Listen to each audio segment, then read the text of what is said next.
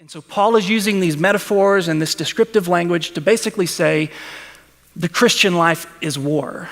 It is a struggle. It is a daily battle in which if you do not fight and you are not awake and engaged, you will lose.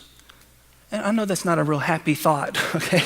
This is not one of those happy, peppy, go lucky sermons, but it is true that in your Christian life, if you're not engaged, you're going to lose. That the Christian life is a war. That being ignorant of that or refusing to believe that to be true does not therefore make it untrue.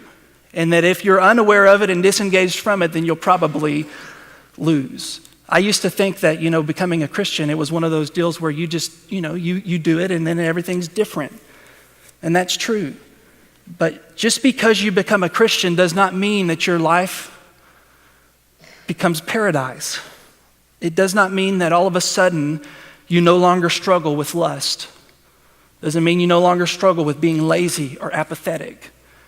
If you were a person who is lazy and apathetic and, gluttonous, cuss like a sailor guy, just because you become a Christian doesn't mean that those things immediately leave your life.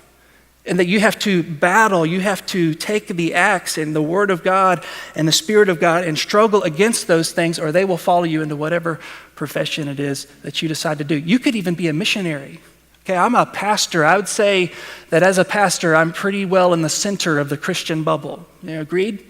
And what a lot of Christians think is, well, if I just get in a different environment, if I become a Christian and start hanging out with Christian people, then all of the non-Christian things about me will just go away. And that's simply not true. You could become a missionary. You could go to the other side of the world, be in Tanzania, Africa, and still be a lazy, gluttonous, apathetic missionary.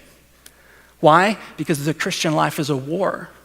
It's something in which you must engage, you must fight, you must take the axe to the flesh and be aware and alert to what's going on around you. Otherwise, you'll drift, and you'll drift to a place you don't want to be. That's what Paul's saying.